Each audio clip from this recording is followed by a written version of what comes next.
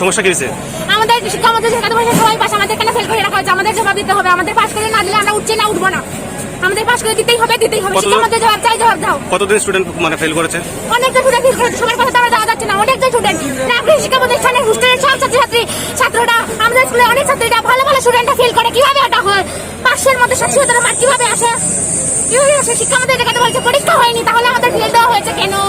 পরীক্ষা না হয়ে কিভাবে 100% মার্ক আসে? সবাই কিভাবে 100%